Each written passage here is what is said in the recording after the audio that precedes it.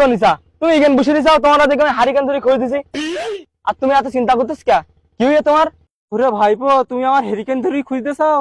ওদিকে আমার টেমি নিবি গেছে।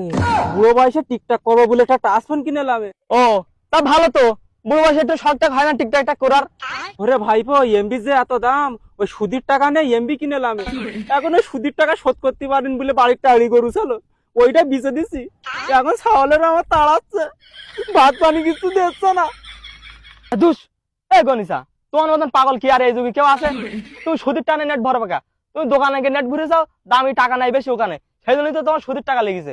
আমি মূর্খ সুর্খ মানুষ, বুঝি না, একটু বুঝিয়ে দাও ভাইপো। তোমার কথায় কি হয়েছে? এ সবাই বোঝে, নাইস টেলিকমের মধ্যে ঢোকবা, ঘরে বসে বাথরুমে বসে যেখান খুশি তোমার ইচ্ছা মতন মনের মতন অফার নেবা।